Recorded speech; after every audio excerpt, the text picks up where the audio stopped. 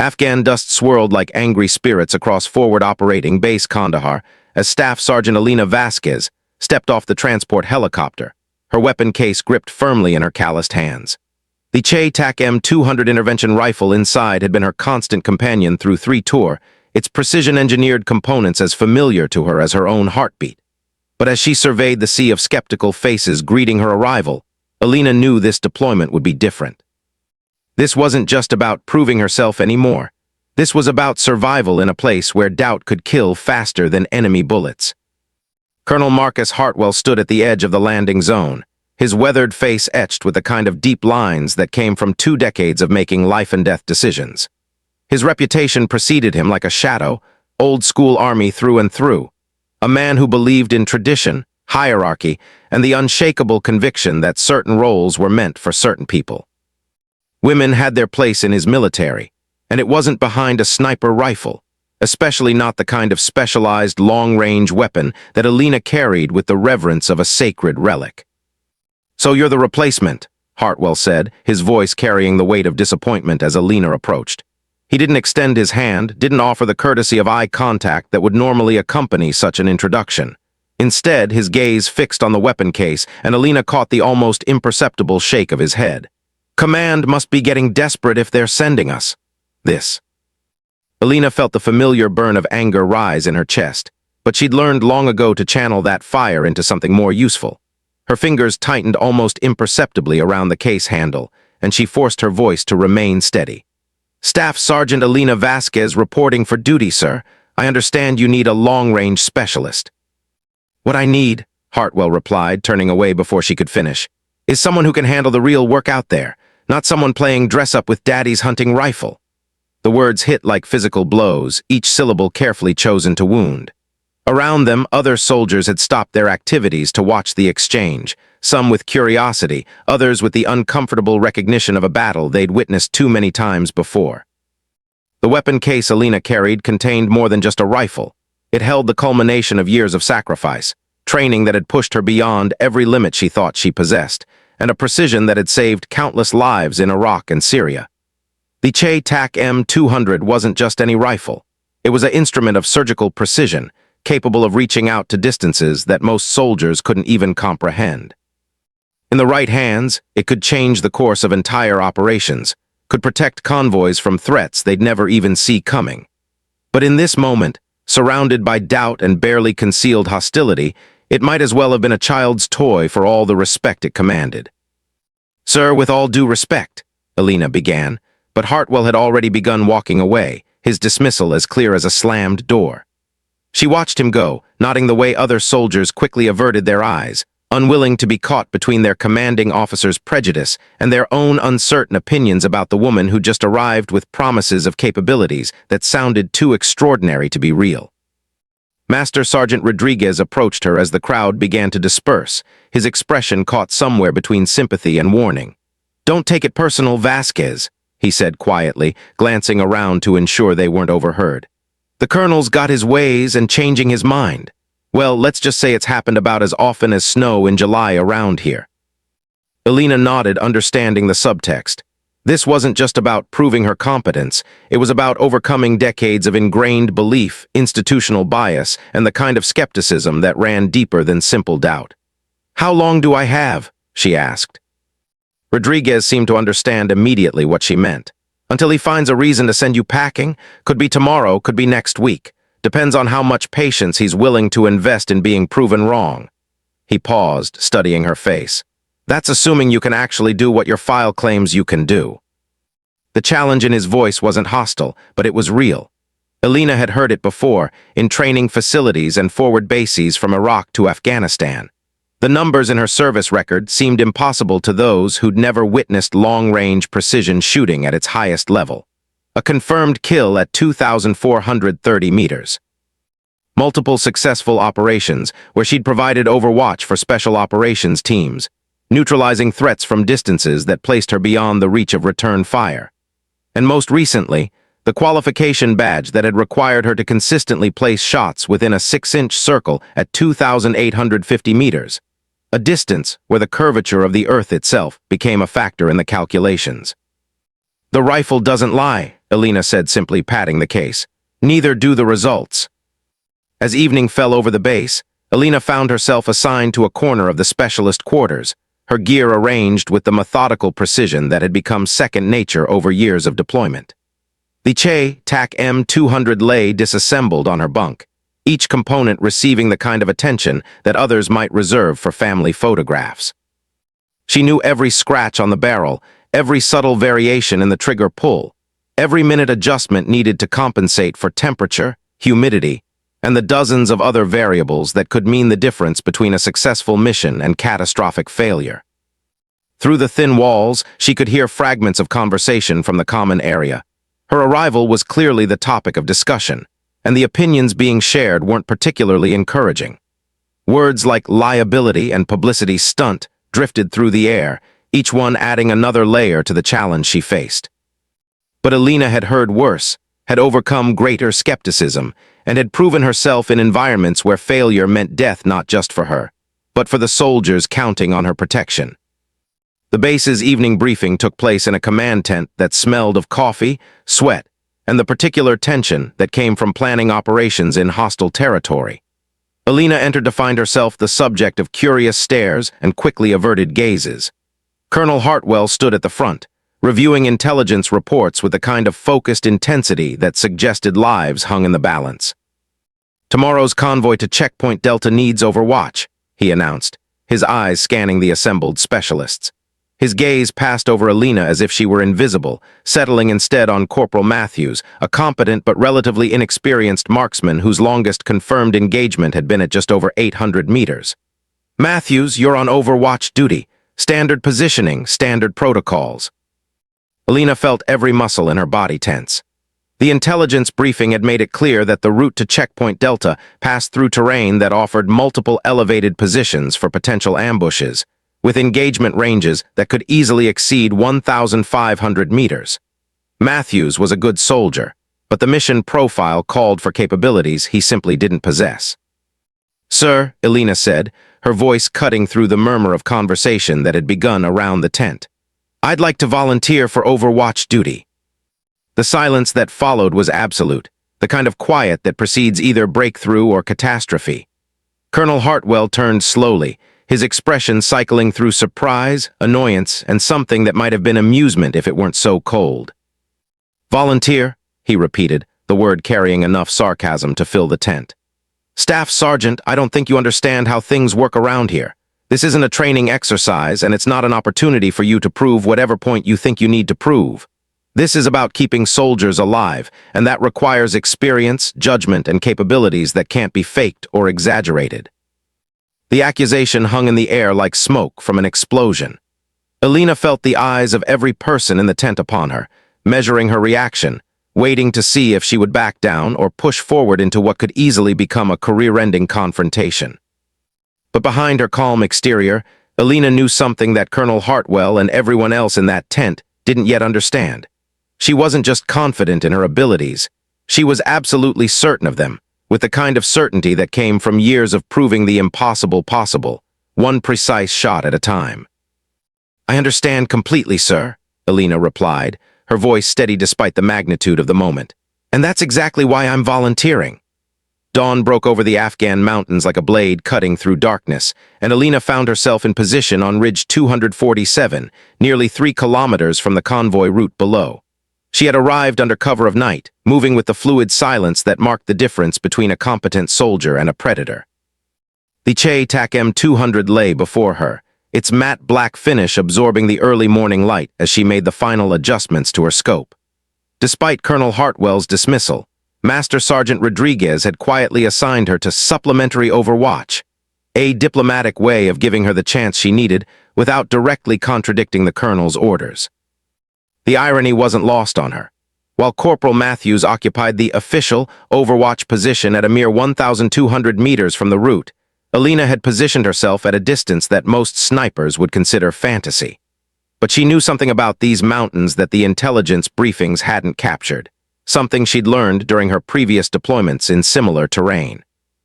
The high ridgelines offered sight lines that stretched beyond the horizon, and when trouble came, It would likely originate from positions that were beyond the effective range of conventional marksmen. Through her scope, Alina watched the convoy begin its movement below, 8 vehicles carrying supplies and personnel to the isolated checkpoint delta.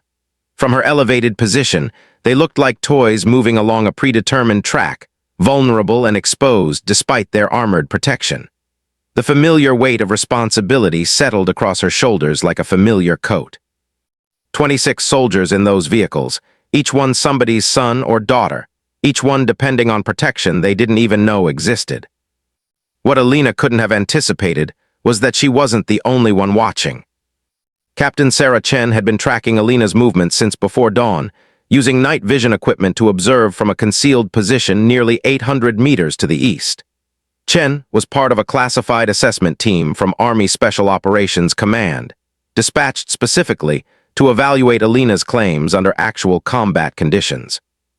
The numbers in Alina's file had triggered flags at the highest levels of military command. If even half of what she claimed was true, it represented a capability that could revolutionize long-range engagement doctrine. But extraordinary claims required extraordinary proof. "Overwatch 1, this is Convoy Alpha," crackled the radio, Corporal Matthews' voice carrying the tension of a soldier on his first major operation. "I have eyes on the route, all clear from my position." Alina keyed her own radio, using the supplementary frequency Rodriguez had provided. "Overwatch 2, I have coverage of sectors 7 through 12. Visibility excellent, no movement detected." She paused, studying the distant ridgelines through her scope. Something felt wrong, a subtle instinct honed by years of reading terrain and threat patterns. The mountains were too quiet, the kind of silence that preceded violence. Miles away, in a cave system that had sheltered fighters for generations, Mahmoud al-Rashid lowered his own binoculars with a cold smile. The American convoy was moving exactly as his intelligence network had predicted, following the route that would bring them within range of his carefully prepared ambush. Al-Rashid was no ordinary insurgent. He was a former military sniper from Syria, a man whose reputation for long-range kills had earned him both respect and bounty offers from coalition forces across 3 countries. But what made this day different, what had drawn al-Rashid from his usual area of operations, was the challenge that had been whispered through insurgent networks for weeks. An American woman sniper, they said, with claimed abilities that defied belief. Al-Rashid had killed 11 coalition snipers during his career, each engagement serving as both tactical victory and personal validation. The possibility of facing an opponent with capabilities approaching his own had brought him to these mountains like a hunter drawn by the promise of worthy prey. "Convoy Alpha, this is command," came Colonel Hartwell's voice over the radio, broadcasting from the Tactical Operations Center back at base. "You are approaching Checkpoint Bravo. Report status." "Convoy Alpha, all green," responded the convoy commander. "No contact, proceeding as planned." Alina adjusted her scope magnification, scanning sectors that extended far beyond the range of conventional overwatch. At 2,400 meters, movement caught her eye, a glint of metal that lasted barely a second before disappearing. Her pulse quickened, training and instinct converging into absolute focus. Someone was up there, someone with equipment sophisticated enough to minimize reflections but not eliminate them entirely. She keyed her radio. "Overwatch 2 to command, possible contact bearing 47, range approximately 2,400 meters.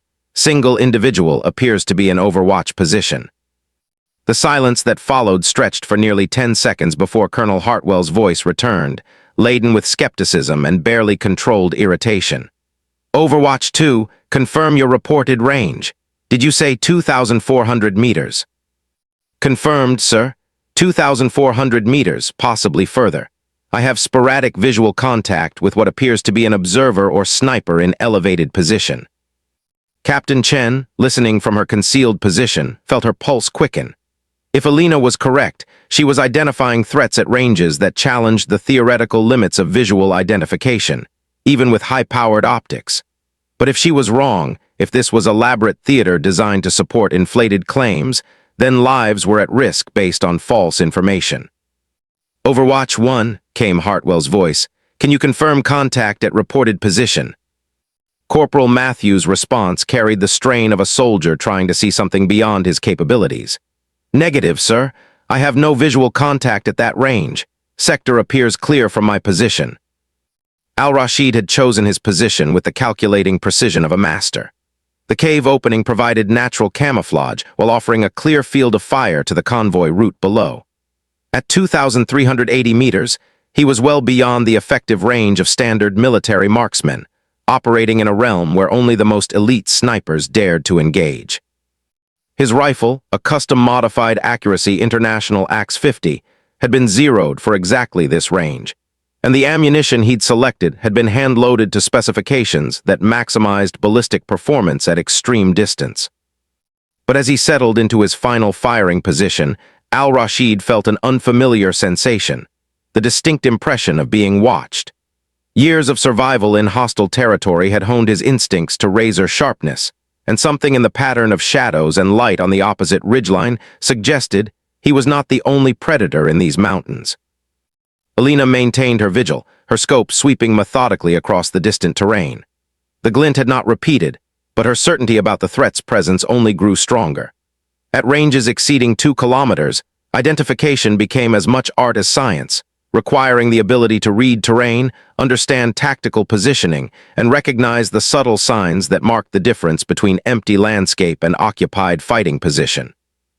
"Overwatch 2, came Rodriguez's voice on the supplementary frequency. "What's your confidence level on that contact?" Alina considered the question, weighing years of experience against the magnitude of the claim she was making. "High confidence, Sergeant. Positioning is tactically sound for long-range engagement, and I'm reading environmental indicators consistent with human presence." The convoy continued its movement below, 8 vehicles carrying their human cargo through terrain that had swallowed countless others. Alina knew that within minutes, they would enter the kill zone, the carefully calculated area where Al-Rashid's preparation would transform from potential to kinetic reality. Everything she had trained for, everything she had endured to reach this moment, now focused into a single point of absolute clarity. Through her scope, at a range that pushed the boundaries of human capability, Alina finally achieved positive identification of her target. The figure was partially concealed within what appeared to be a natural cave opening, but the distinctive outline of a large-caliber rifle was unmistakable. Even more concerning was the professional manner in which the position had been prepared. This was no amateur insurgent with an AK-47, but a trained sniper with equipment and positioning that suggested serious capability. "Command, this is Overwatch 2, Alina transmitted, her voice carrying the calm authority of someone who had moved beyond doubt into certainty. "I have positive identification of hostile sniper, range 2,380 meters, bearing 47. Threat is armed with large-caliber precision rifle and is in position to engage convoy during passage through Sector 9. The radio crackled with several seconds of silence before Colonel Hartwell's response came through, each word carefully measured. "Overwatch 2, you are claiming to have identified a specific weapon type at nearly 2.5 kilometers distance." "Affirmative, sir. Target is armed with bolt-action precision rifle, appears to be .50 caliber or larger based on visible characteristics. Position offers clear field of fire to convoy route with minimal exposure risk for the shooter." Al-Rashid had no way of knowing that his careful preparation was being observed and analyzed by someone whose capabilities matched his own. As he made his final adjustments, calculating wind speed, temperature, and humidity for a shot that would announce his presence to the world, he remained focused on the approaching convoy, unaware that another predator had already acquired him as a target. The moment of truth was approaching, and Alina knew that everything, her career, her credibility, and most importantly, the lives of 26 soldiers, now depended on her ability to do something that military doctrine claimed was impossible. At 2,380 meters, the mathematics of death became increasingly complex. Alina's mind processed the calculations with machine-like precision while her heart hammered against her ribs. Wind speed at multiple elevations, barometric pressure, temperature variations, the Coriolis effect of Earth's rotation, even the minute gravitational differences caused by altitude. The CheyTac M200's .408 caliber round would take nearly 4 seconds to reach its target, enough time for the Earth itself to rotate measurably beneath the bullet's path. But what made this shot theoretically impossible wasn't just the distance. It was the angle. Al-Rashid had chosen his position with deadly expertise, placing himself in a location where the natural curve of the mountainside created what snipers called a dead zone, an area where the trajectory required to reach the target exceeded the physical limitations of most rifle systems. Elena would need to arc her shot in a precise parabolic curve that accounted for nearly 40 feet of bullet drop, while compensating for crosswinds that varied at different altitudes along the bullet's path. Through her scope, she watched Al-Rashid make his final preparations. His movements were economical, professional, the fluid motions of someone who had done this many times before. Elena realized with crystal clarity that she was watching a master at work, someone whose skills approached her own. The recognition brought no comfort, only a deeper understanding of the stakes involved. "Convoy Alpha, this is command," Colonel Hartwell's voice crackled through the radio. "You are 30 seconds from entering Sector 9. All Overwatch positions report status." "Overwatch 1, all clear," came Matthew's immediate response from his position 1,200 meters out. Elena keyed her radio, knowing that her next words would either save lives or end her military career.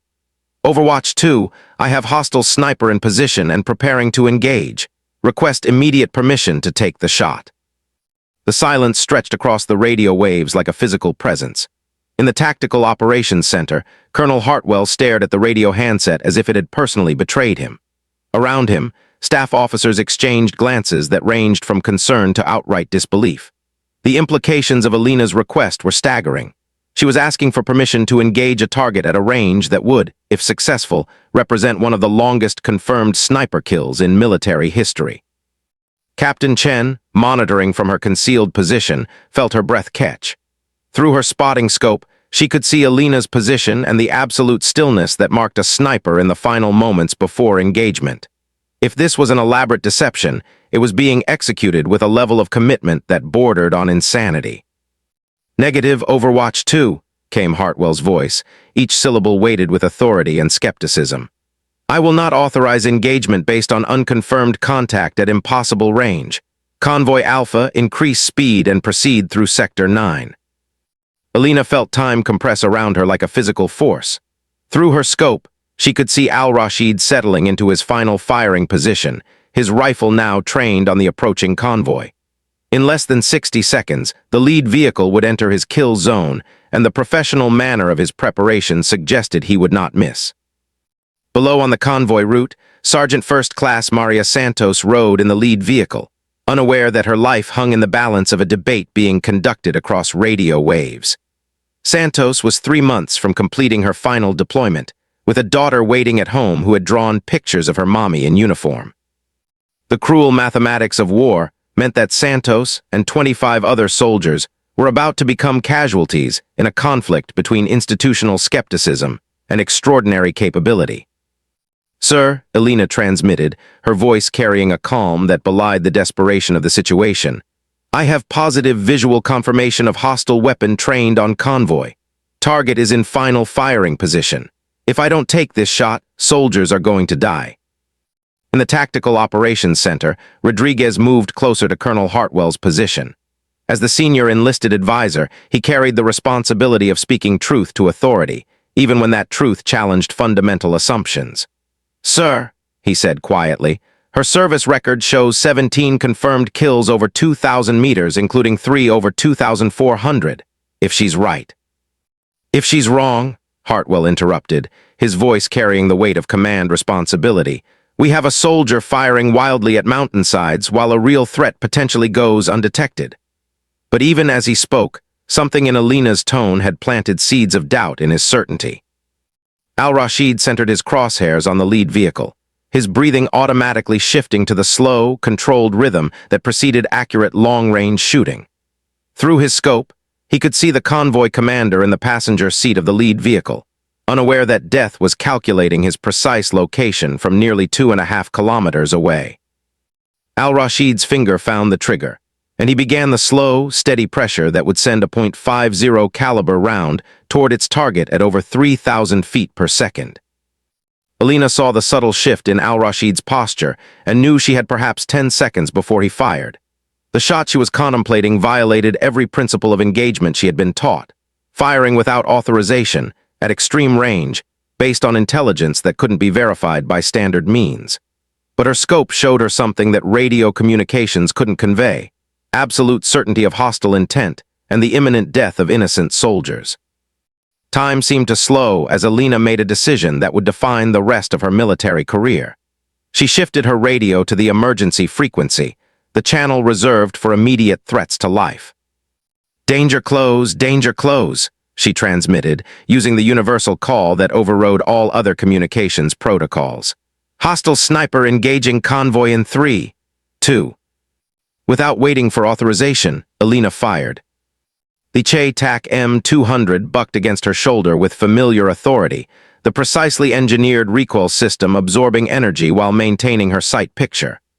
The muzzle brake redirected gases with mechanical efficiency, but Alina's attention was already focused through her scope, tracking the bullet's path across an impossible distance. At 2,380 meters, physics became a prayer answered by precision engineering, and human skill pushed to its absolute limits. The .408 caliber round followed its calculated trajectory, arcing high over the intervening terrain before beginning its descent toward a target who remained unaware of his impending encounter with American marksmanship. Al-Rashid's world exploded into chaos as Alina's round impacted the rock face 18 inches from his position, fragmenting stone and sending razor-sharp shards across his firing position. The psychological impact was immediate and devastating. Someone had just placed accurate fire on his position from a distance that his own considerable experience told him was impossible. But Alina had made a deliberate choice. The shot that could have killed Al-Rashid instead served as both warning and demonstration, placing him in immediate mortal danger while preserving the possibility of intelligence gathering. The message was clear. He had been acquired as a target by someone whose capabilities exceeded his own, and his life continued only at their discretion. Al-Rashid abandoned his firing position with the speed of a man who understood exactly how close he had come to death. As he scrambled deeper into the cave system, his mind processed the implications of what had just occurred. Somewhere across that vast expanse of mountain terrain, an opponent of extraordinary skill had just announced their presence with a precision that redefined his understanding of human capability.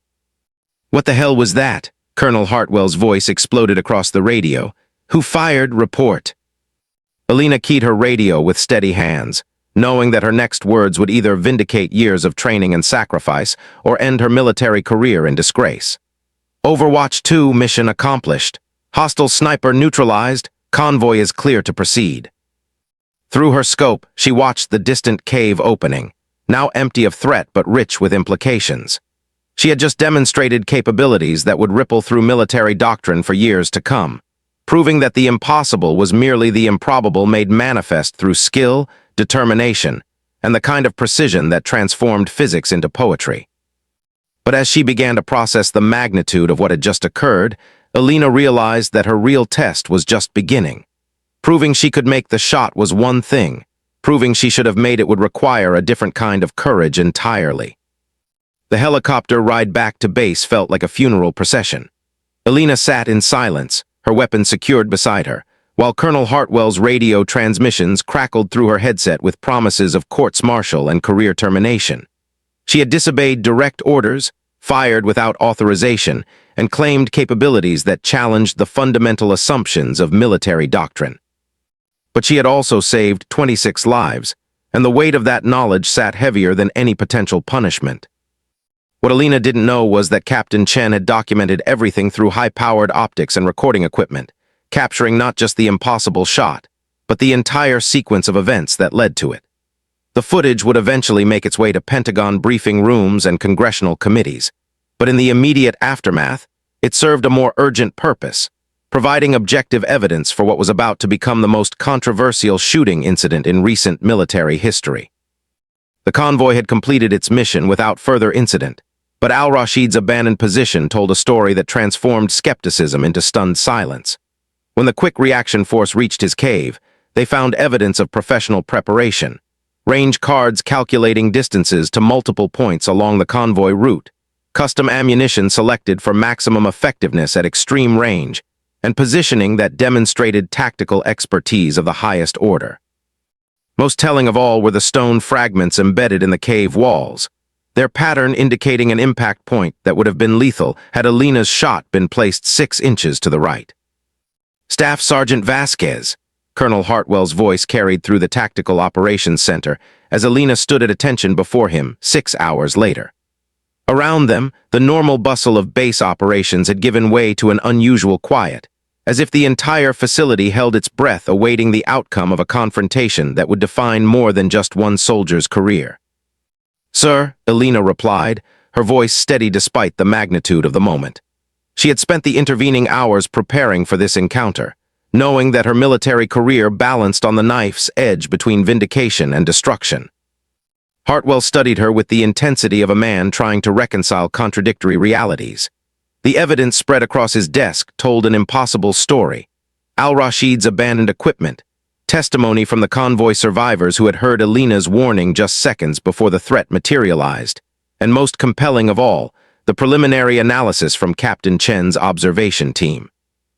"Explain to me," Hartwell said slowly, each word measured like a precise instrument, "how you identified a target that no one else could see at a range that exceeds standard doctrine and placed accurate fire on a position that intelligence analysis confirms was a legitimate threat." Alina had rehearsed this moment, but standing before the colonel's desk, she realized that no amount of preparation could adequately explain the convergence of training, instinct, and capability that had defined those crucial minutes.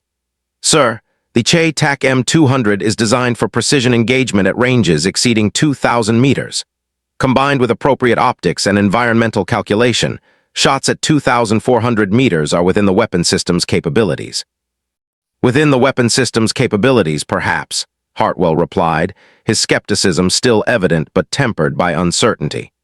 "But are they within human capabilities?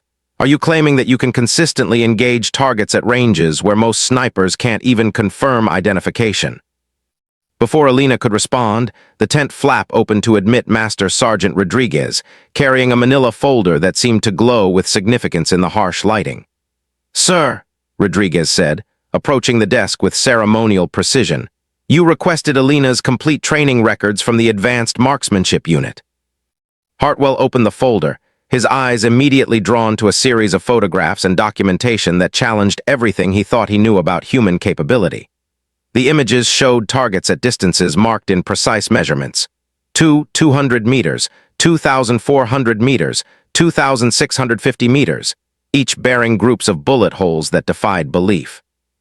But it was the final document that stopped him cold, a certification bearing official seals and signatures that validated accomplishments he had dismissed as impossible. "The 2,850-meter qualification badge," Rodriguez said quietly, understanding the significance of the moment. "Staff Sergeant Vasquez is one of only 12 soldiers in Army history to achieve consistent accuracy at that range under controlled conditions. The test requires 5 consecutive hits within a 6-inch circle at 2,850 meters, accounting for environmental variables including wind, temperature, and elevation." Alina watched Colonel Hartwell's face as he processed the implications. The qualification wasn't theoretical or administrative. It represented demonstrated capability under conditions that eliminated luck, estimation, or exaggeration. Every shot had been measured, witnessed, and officially recorded by instructors whose own reputations depended on absolute accuracy. "This badge," Hartwell said, lifting the photograph that showed Alina receiving the qualification insignia, "this represents verified capability at nearly 3 kilometers." "Yes, sir," Alina replied. "The test is designed to confirm not just marksmanship, but the complete skill set required for extreme range engagement. Environmental reading, ballistic calculation, equipment optimization, and the psychological discipline required to perform under pressure." Hartwell set down the photograph and looked directly at Alina for the first time since her arrival at the base. The calculation in his eyes had shifted from skepticism to something approaching respect, but also to a deeper understanding of what her capabilities meant for military operations in terrain like Afghanistan's mountain ranges. "The shot you took today," he said slowly, placing it as a warning rather than a kill shot at that range, "that wasn't accident or mercy. That was deliberate demonstration." Alina nodded. "Yes, sir. I needed to neutralize the threat while preserving the possibility of intelligence gathering. A kill shot would have eliminated the immediate danger but prevented us from learning about his network, his methods, and his equipment. What Alina couldn't know was that Al-Rashid, shaken by his encounter with capabilities he had never imagined possible, had already begun reaching out to coalition intelligence services. The psychological impact of facing an opponent whose skills exceeded his own had accomplished what years of pursuit had failed to achieve: the complete collapse of his confidence in his ability to operate successfully against American forces. Captain Chen entered the command tent at that moment, carrying recording equipment and analysis documents that would transform Alina's demonstration from controversial incident to watershed moment in military doctrine. "Sir," she said, addressing Colonel Hartwell while nodding respectfully to Alina, "I have complete documentation of the engagement, including environmental conditions, target analysis, and ballistic calculations that confirm the shot parameters." Hartwell accepted the tablet Chen offered, scrolling through analysis that broke down Alina's shot into its component elements. Wind speed at multiple elevations, temperature variations along the bullet's path, the precise calculations required to account for Earth's rotation over the 4-second flight time. Every variable had been measured and verified, proving that what appeared impossible was actually the result of scientific precision applied through extraordinary human skill. "The implications," Chen continued, "extend far beyond this single engagement. Staff Sergeant Vasquez has demonstrated capabilities that could fundamentally change how we approach Overwatch operations in mountainous terrain.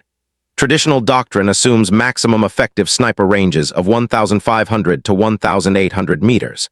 Alina has proven that properly trained operators can extend that to nearly 2,500 meters under field conditions." Alina remained at attention, but she could sense the shift in the room's atmosphere. The hostility and skepticism that had defined her arrival were giving way to something more complex. Recognition, certainly, but also the beginning of institutional acceptance for capabilities that challenged fundamental assumptions about human limitations.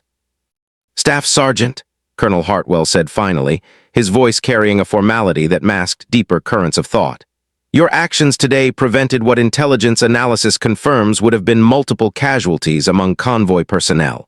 Your decision to fire without authorization violated protocol, but your judgment in both threat identification and target engagement appears to have been exceptional." The word exceptional hung in the air like a benediction. Alina had spent years fighting for recognition of capabilities that others found difficult to believe, enduring skepticism and dismissal from those who confused the extraordinary with the impossible.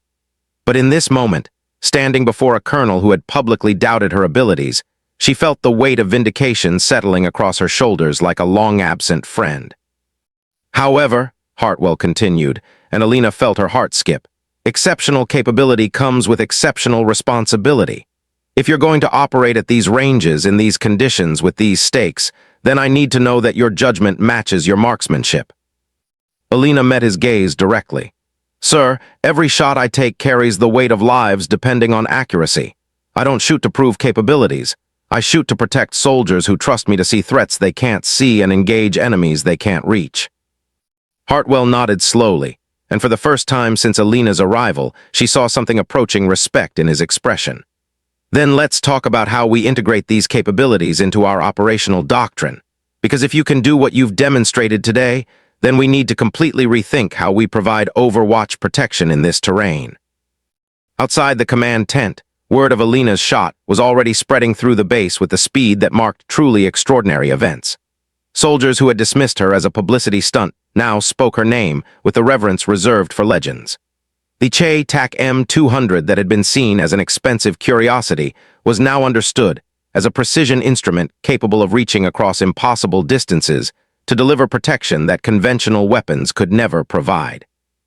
But for Alina, standing in that command tent as recognition finally replaced skepticism, the most important validation came not from official documentation or witness testimony, but from the simple knowledge that 26 soldiers had returned safely to their families, because she had refused to accept the limits that others tried to place on human capability. The 2,850-meter qualification badge had always been more than a piece of metal and ribbon. It was proof that the impossible was merely the improbable made manifest through skill, determination, and the kind of precision that transformed physics into poetry. Today, it had finally silenced the last voice of doubt.